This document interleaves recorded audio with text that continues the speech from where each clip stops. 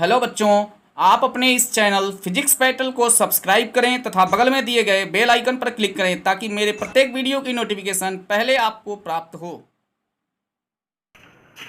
Good morning students, I am Anshu Kumar Tiwari.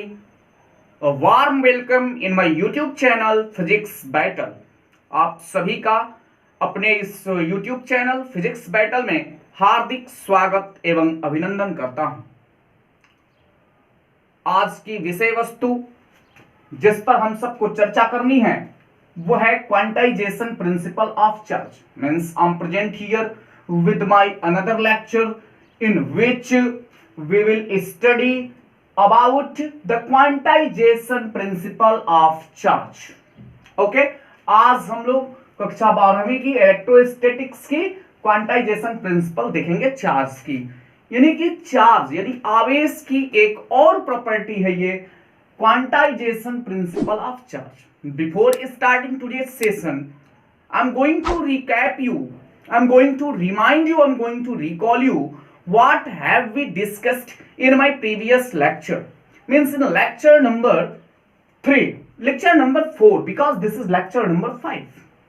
In my previous lecture, in lecture number 4, I have too much discussed about the properties of charge.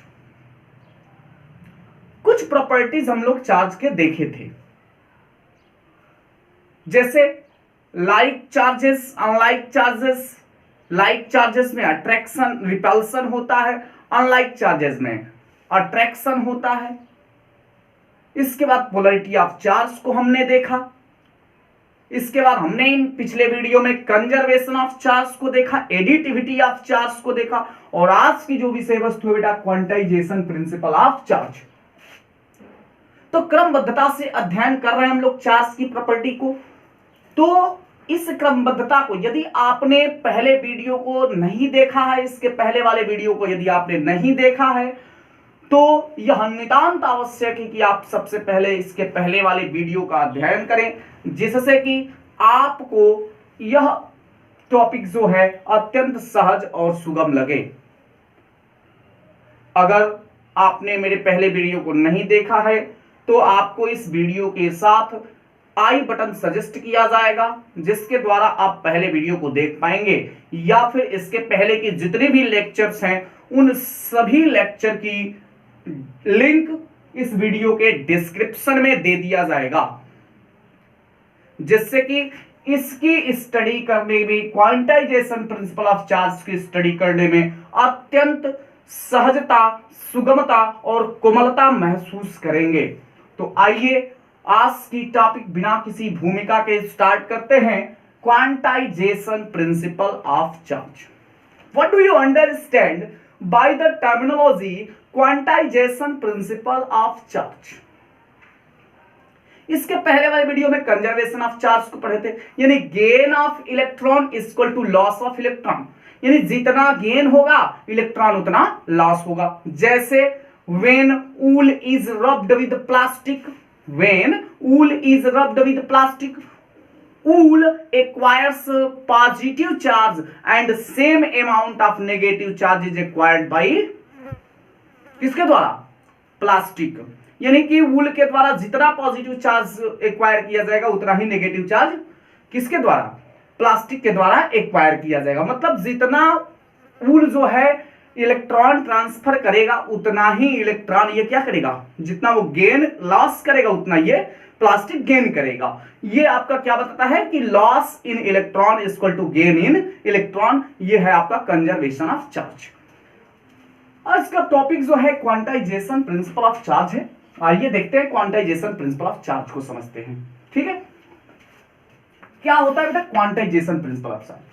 Quantization principle of charge. According to quantization principle of charge, electric charge on any body, charge on any body is always integral multiple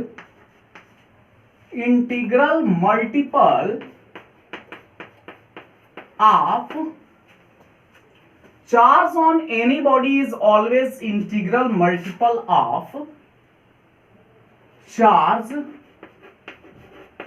on electron,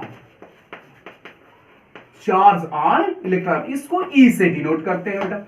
मतलब यह है कि charge on any body is always integral multiple of charge on electron, यानी जो charge on electron होता है ई की जो वैल्यू होती है बेटा वो होती है 1.6 इंटू 10⁻⁻19 कूलम। हालांकि नेगेटिव होता है तो उसके नेचर को बताता है, ठीक है। तो ई की जो वैल्यू लेंगे हम हमेशा क्या लेंगे 1.6 इंटू 10⁻⁻19 कूलम। अब किसी भी बॉडी पर जो चार्ज होती है यह बताता है quantization principle always tells us that a body gain your loss, a body either gain or loss the electrons, यानी एक बॉडी या तो गेन कर सकती है, कैन बी गेन और लॉस दियर इलेक्ट्रॉन्स, या तो वो क्या कर सकते हैं गेन कर सकते हैं या फिर लॉस कर सकती है।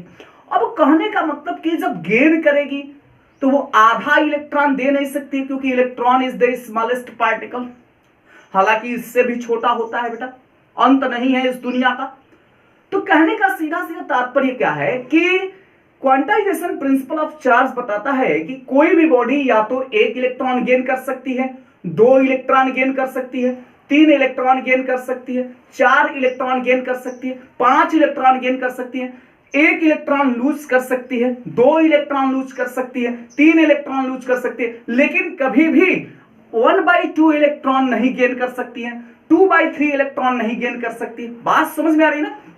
यानी कहने का सीधा सीधा मतलब है कि चार्ज ऑन एनी बॉडी, कभी भी charge can never be found on any body in this form, यानी चार्ज जो है कभी भी क्या नहीं होता है इस फॉर्म में नहीं होता है, ±2/3e है ना जी, या फिर 1/3e या फिर 1.72e, ऐसे नहीं पाया जाता है चार्ज किसी भी बॉडी पे, यानी फ्रैक्शनल वैल्यू ये नहीं होती है।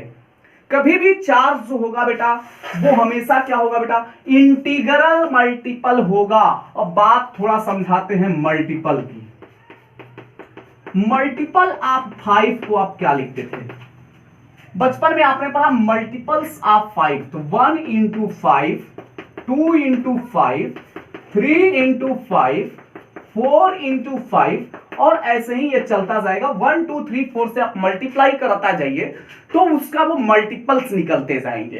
तो कहने का यहां सीधा सीधा तात्पर्य क्या है, अगर हम आपसे कहें कि ई का मल्टीपल्स निकालना है, मल्टीपल्स ऑफ ई, तो मल्टीपल्स ऑफ ई मतलब क्या 1 × ई है, 2 × ई, 3 × ई एंड सो ऑन। अंत में अगर आएंगे बेटा तो यहां पर मान लेते हैं चार्ज हो गया Q, इसी को बोलते हैं multiples of electron is the charge on any body, इसको हम लोग बोल दिए बेटा Q, और ये क्या होगा बेटा ऐसे ही आते आते क्या होगा N हो जाएगा और ये E हो जाएगा। तो Q = N × E, तो बनता है Q = N × E। क्या बन गया? Q = N × E, where n = integer, it may be positive और निगेटिव, मतलब n की वैल्यू पॉजिटिव भी हो सकती है और निगेटिव, +-1, +-2, +-3, +-4 एंड सो ऑन। हो सकता है कि इलेक्ट्रॉन गेन किया हो या फिर इलेक्ट्रॉन क्या किया हो लॉस किया हो। इलेक्ट्रॉन मतलब प्लस का मतलब क्या हुआ गेन हो गया, जुड़ गया, इलेक्ट्रॉन माइनस का मतलब क्या हो गया लॉस हो गया। बात समझ में आ गई नहीं गई? तो कहने का यहां सीधा सीधा मतलब है जब इलेक्ट्रॉन निकलेगा, कोई बॉडी लॉस करेगी इलेक्ट्रॉन, तो वो क्या होगा बेटा उसमें डेफिशिएंसी होगी इलेक्ट्रॉन की। जब इलेक्ट्रॉन की डेफिशिएंसी होगी, जब इलेक्ट्रॉन की क्या होगी डेफिशिएंसी होती है, तो मैंने पहले भी बताया था वहां पर कैसी इलेक्ट्रॉन चार्ज होगी पॉजिटिव चार्ज होगी। और जब इलेक्ट्रॉन गेन करेगा वहां सरप्लस ऑफ इलेक्ट्रॉन होगा। तो जब सरप्लस ऑफ इलेक्ट्रॉन होगा तो वहां पर क्या होगा बेटा, क्या होगा, निगेटिव चार्ज होगा, क्योंकि वो इलेक्ट्रॉन को गेन कर रहा है। जैसे सोडियम और क्लोरीन, सोडियम इलेक्ट्रॉन को क्या करता है, लूज करता है, तो उसमें एक इलेक्ट्रॉन कम होता है। जब एक इलेक्ट्रॉन कम होगा तो वो क्या किया, डिफिशियंसी हो गई, तो पॉजिटिव चार्ज हो जाता है। और वैसे ही सेम सेम अगर हम बात करें क्लोरीन की, तो एक इलेक्ट्रॉन गेन किया है, जब गेन करेगा तो स्वाभाविक है कि क्या करेगा, वो गेन किया है तो एक इलेक्ट्रॉन क्या होगा, अधिक होगा, अधिक होगा तो वहां सरप्लस हुआ है, सरप्लस होगा तो वहां पर निगेटिव चार्ज होगा, तो उसके लिए क्या है बेटा, +1 इलेक्ट्रॉन हुआ है उसमें। ठीक है, तो ये हो गया। और E क्या है, इलेक्ट्रॉन पर चार्ज है जिसकी वैल्यू 1.6 × 10⁻⁻19 कूलम होता है। ठीक है, अब थोड़ा सा बात करते हैं इसका मतलब। अगर मान लीजिए if a body contains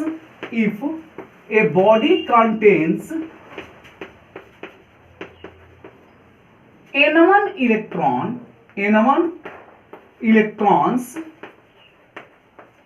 and N2 protons, if a body contains N1 electrons and N2 protons, okay, तो जब एक बॉडी में N1 इलेक्ट्रॉन हो और N2 प्रोटॉन्स हो, then what will be the charge? Amount of net charge कितना होगा, will be कितना होगा, इफ बॉडी कंटेंस, यानी कोई बॉडी है बेटा, इसमें N1 इलेक्ट्रॉन है और N2 प्रोटॉन है। कहने का सीधे से मतलब है कि नेट चार्ज क्या होगा।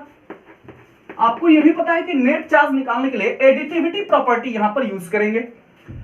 चलिए एडिटिविटी प्रॉपर्टी यूज करते हैं। तो एडिटिविटी प्रॉपर्टी मतलब क्या करते हैं, ऐड कर देते हैं चार्ज को N2 × E। ठीक है ना, तो N1 क्या है बेटा, N1 × E, N2 × P। क्या N1 × E प्लस जितना चार्ज इस पे नेगेटिव में होता है, यहां पर क्या होता है, पॉजिटिव में होता है।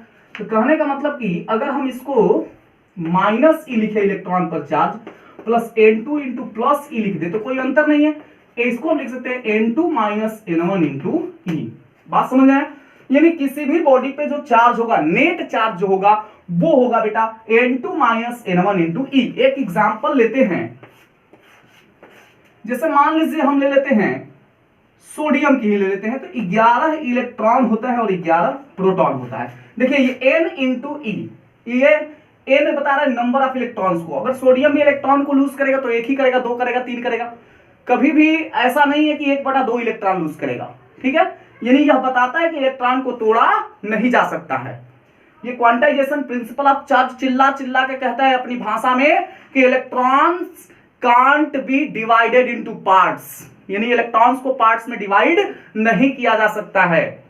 बात समझ में आ रही है ना।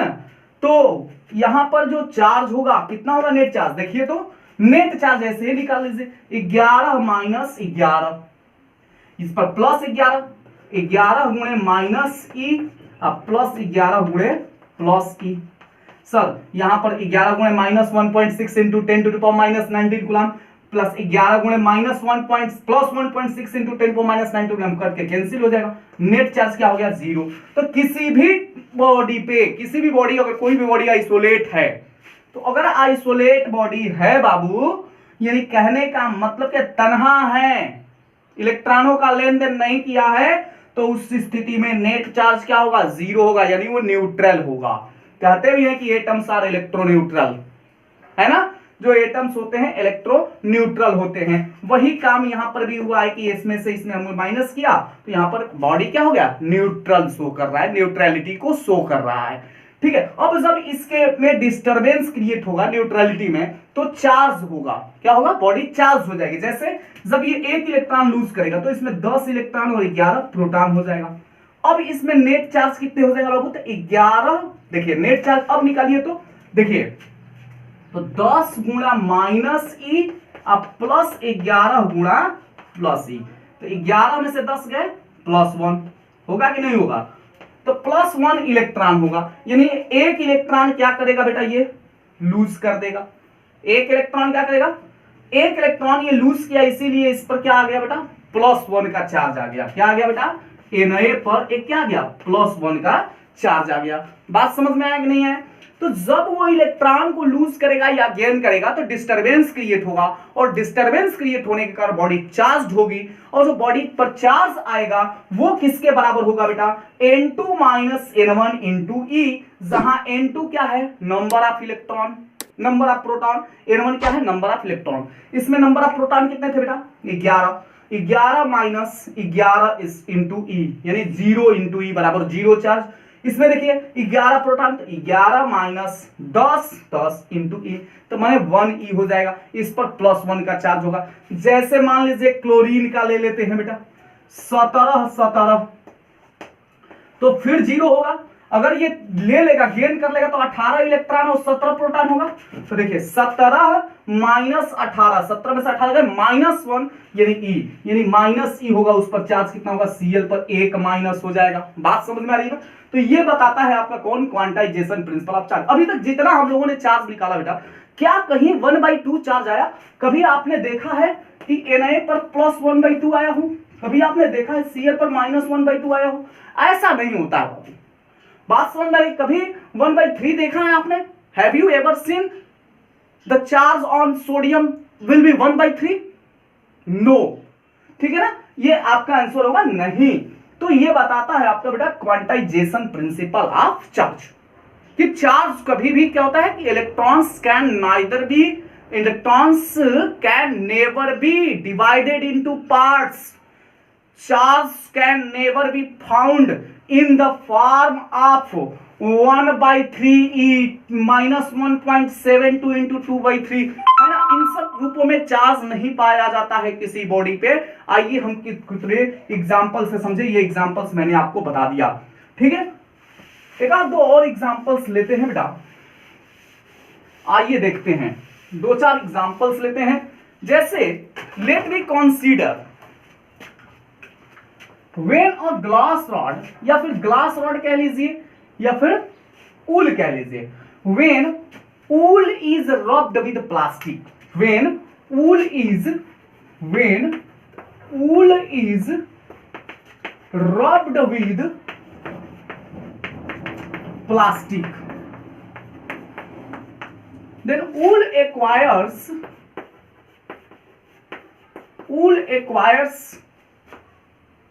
positive charge and same amount of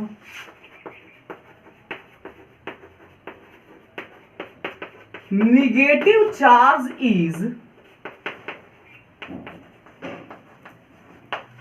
is acquired by plastic. यही हाल जब हम ग्लास को सिल्क से रगड़ते हैं तो ग्लास पॉजिटिव चार्ज होता है, same amount of negative charge acquire करता है क्या चीज? सिल्क। उसी तरीके से अगर हम सोडियम को क्लोरीन के संपर्क में लाते हैं तो सोडियम जितना चार्ज ट्रांसफर करता है, उतना जितना लॉस करता है, उतना वो क्लोरीन गेन कर पाता है। बात सबके साथ यही घटना घटित होती है बेटा, एक ही घटनाएं सबके साथ घटित हो रही है। बात समझ में आ रही है ना? तो कहने का सीधा सीधा मतलब है कि ऊल क्या हो जाता है बेटा? पॉजिटिवली चार्ज हो जाता है। अगर ऊल पे +5 E आया है, मान लीजिए कि इन्होंने 5 इलेक्ट्रॉन को लूज किया, तो इसमें से 5 इलेक्ट्रॉन तो कम हो गया, तो इस पर जो चार्ज होगा बेटा पॉजिटिव चार्ज होगा ना, तो +5 E हो जाएगा। ठीक है? और इसी तरीके से अगर मान लीजिए कि जो गेन कर रहा है तो उस पर -5 E हो जाएगा। तो +5 E -5 E कैंसिल करेंगे तो क्या होगा? नेट चार्ज 0 हो जाएगा अगर दोनों बॉडी को संपर्क में लाएंगे तो पहले जितना चार्ज था उतना ही चार्ज आ गया। यानी कि ये कंजर्वेशन ऑफ चार्ज को भी शो कर रहा है बेटा कि charge before connection is equal to charge after connection. आइए अब हम देखते हैं, ये तो हो गया आपका। हाँ, कभी भी आप देख रहे हैं कि चार्ज, आप देख भी रहे हैं कि कभी भी जो चार्ज है, चाहे वो नेट चार्ज हो चाहे किसी अनदर आइसोलेट सिस्टम में बॉडी पर चार्ज हो, वो हमेशा या तो 5 E आ रहा है, 6 E आ रहा है, 7 E आ रहा है, 8 E आ रहा है। कभी भी आप 1/2 E 2/3 E नहीं देखेंगे, है ना बेटा? चलिए अब हम बात करते हैं थोड़ा सा दूसरे एग्जाम्पल पे। एक न्यूट्रॉन डीके होता है, याद रखिएगा, न्यूट्रॉन डीके की बात करेंगे। न्यूट्रॉन डीके यानी न्यूट्रॉन 6, जब एक न्यूट्रॉन का डीके होता है बेटा, तो याद रखिएगा न्यूट्रॉन जब डीके होता है तो ये 3 भागों में बढ़ता है और सेम अमाउंट ऑफ जितना पॉजिटिव चार्ज निकलता है इससे, जितना नेगेटिव चार्ज निकलता है उसी अमाउंट में पॉजिटिव चार्ज भी क्या होता है, निकलता है। एक नेगेटिव चार्ज तो एक पॉजिटिव चार्ज, इसके साथ साथ एनर्जी यानी कि न्यूट्रिनो, ये क्या है बेटा, न्यूट्रिनो है।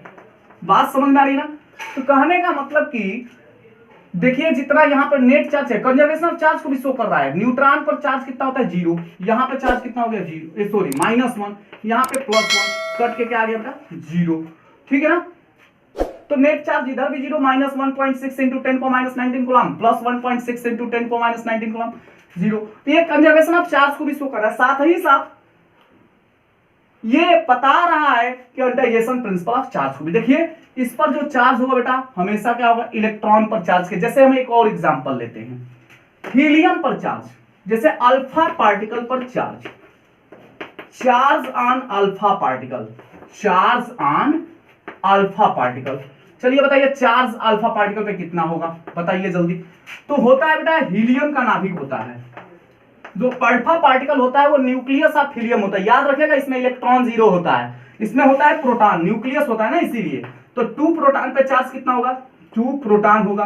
तो 2 इंटू प्लस 1.6 इंटू 10⁻19 यानी कि 2 इंटू ई होगा, प्लस 2 ई चार्ज होगा उस पर, यानी कि प्लस 2 ई कर लीजिए या फिर 3.2 इंटू 10⁻19 कूलम होगा। तो कहने का मतलब क्या है, कभी भी चार्ज होगा मल्टीपल में होगा। न्यूट्रॉन डीके में जब न्यूट्रॉन डीके होता है तभी एक चीज और फिर से बता देते हैं हम, तो एक इलेक्ट्रॉन प्लस एक प्रोटॉन प्लस बेटा न्यूट्रिनो है ना निकलता है। याद रखिएगा इस पर जो चार्ज होता है -1.6 इंटू 10⁻19 कूलम, इस पर जो चार्ज होता है +1.6 इंटू 10⁻19 कूलम, इस पर जो चार्ज होता है 0 होता है और इस पर जो चार्ज होता है बेटा यहां भी 0 होता है। ठीक है, अब देख सकते हैं आप, याद रखिएगा अभी हम इसके बारे में हम लोग चर्चा करेंगे। इसको बोलते हैं U+D, इसको लेप्टॉन्स से ये बना होता है बेटा, और ये जो है UUD होता है। क्योंकि ये वाला और ये वाला क्वार्क से बना होता है, इसके विषय में हम लोग बात करेंगे नेक्स्ट वीडियो में और बेहतर ढंग से। ये हो गया बेटा आपका न्यूट्रॉन डीके। न्यूट्रॉन डीके के जस्ट बाद आता है बेटा एक कंजर्वेशन ऑफ, मैंने बताया था कंजर्वेशन ऑफ चार्ज में pair annihilation.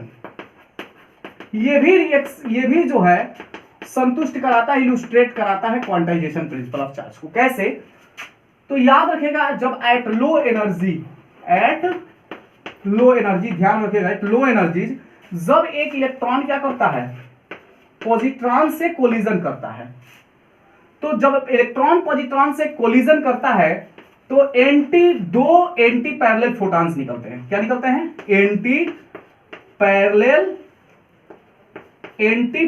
Photons. Anti parallel मतलब समझ रहे हैं, ये इसकी डायरेक्शन इधर है तो इसकी डायरेक्शन इधर होगी, एंटी पैरेलल होता है। एक इधर जाएगा तो दूसरा इधर जाएगा, तो एंटी पैरेलल होता है बेटा। ठीक है, एंटी पैरेलल फोटॉन्स निकलते हैं। बात समझ में आ रही है ना। तो एंटी पैरेलल फोटॉन्स एक इधर निकलेगा और एक इधर निकलेगा। याद रखिएगा कि एट लो एनर्जी पे जब एक इलेक्ट्रॉन एक पॉजिट्रॉन कोलिजन करता है तो वहां पर लो एनर्जी पे वहां पे क्या होता है, एंटी पैरेलल 2 फोटॉन्स निकलते हैं, जिसकी जो क्या होता है बेटा, जिसमें चार्ज 0 होता है। तो आइए देख लीजिए, इलेक्ट्रॉन -1E0 +1 E0, यानी कि यहां पे क्या हो जाएगा बेटा, जब कोलिजन करेगा तो सीधी बात है गामा फोटॉन बनेगा, इस पर चार्ज 0 होता है और ये -1.6 इंटू 10⁻19 +1.6 करके क्या होगा, 0 बराबर 0। बात समझ में आ रही है कि नहीं आ रही है। तो ये चीजें हैं बेटा, ठीक है, ये चीज ध्यान रखिए। तो बड़े बड़े एग्जामिनेशंस में IIT जैसे एग्जाम में पूछे जाते हैं पेयर एनिहिलेशन रिएक्शन के बारे में, ठीक है ना। तो यह जो चैनल है, याद रखिएगा ये जो फिजिक्स पढ़ाया जा रहा है आपको इस चैनल के माध्यम से, वो IIT बेस्ड क्वेश्चंस भी कराए जाएंगे। अंत में वो लिख दिया जाएगा ऊपर साफ साफ, IIT based questions based on IIT NEET JEE Mains, ठीक है ना। चलिए अब हम आगे बढ़ते हैं। इसके बाद हम देखेंगे चार्ज की ट्रांसफरेबल नेचर को देखेंगे। चार्ज की किस नेचर को देखेंगे, ट्रांसफरेबल नेचर को। अब आपको ये पता चल गया होगा क्वांटाइजेशन प्रिंसिपल क्या होता है। तो क्वांटाइजेशन प्रिंसिपल का मतलब सीधे सीधे होता है कि किसी भी बॉडी पर चार्ज होगी वो हमेशा n इंटू ई के फॉर्म में होगी, जहां n नंबर ऑफ इलेक्ट्रॉन्स है जो इंटीजर होती है बेटा, +-1 +-2 +-3 कुछ भी हो सकता है। ओके, चलिए अब हम बात करते हैं इस पर थोड़ा सा एक न्यूमेरिकल लेते हैं, इस पर थोड़ा सा एक हम लोग न्यूमेरिकल समझते हैं क्वांटाइजेशन प्रिंसिपल ऑफ चार्ज। यानी मेंटी क्विज बड़ी जरूरी है, और ये मेंटी क्विज आसान नहीं, ये मेंटी क्विज बेटा आईआईटी जैसे क्वेश्चंस, आईआईटी में भी ये पूछता है जो क्वेश्चन अभी देने जा रहे हैं, 12 में भी पूछता है। How much charge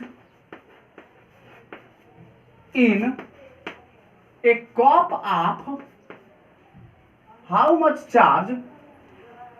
much charge is there in a cup of water, is there in a cup of water। चलिए एक कप पानी में कितना चार्ज होगा, how much positive and negative charge में बताइएगा, how much positive and charge में, positive and negative charge. तो how much positive and negative charge in a cup of water कैसे निकालेंगे आप, चलिए बताइए। तो सबसे पहले तो आपको number of moles find out करना पड़ेगा। तो इसको समझने से पहले आपको नंबर ऑफ मोल्स समझना पड़ेगा क्या होता है। तो देखिए आप लोगों ने क्लास 11th में केमिस्ट्री में पढ़ा होगा, क्लास 11th में केमिस्ट्री में आप लोगों को नंबर ऑफ मोल्स बताया गया होगा। नंबर ऑफ कुछ फॉर्मूले पहले ये क्लियर कर लीजिए। Number of moles means mass in gram upon molecular mass.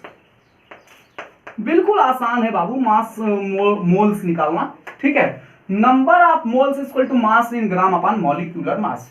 अब इसमें क्या निकालना है, नंबर ऑफ एटम्स, इलेक्ट्रॉन्स जो भी हो, नंबर ऑफ एटम्स क्या निकालें, नंबर ऑफ मॉलिक्यूल्स कैसे निकालेंगे बेटा। तो अब करते क्या है कि इसमें नंबर ऑफ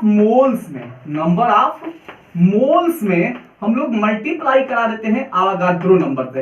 हालांकि रियलिटी तो ये है बेटा कि अवोगाड्रो नंबर नहीं होता है, ये अवोगाड्रो ने तो दिया नहीं था, ये लोस्मेट ने दिया था। हालांकि चोरी भी चलती है फिजिक्स में, गणित में, थ्योरी दूसरे का चुरा लीजिए, अपने डायरी में लिख दीजिए, है ना, प्रिस्क्राइब करा दीजिए।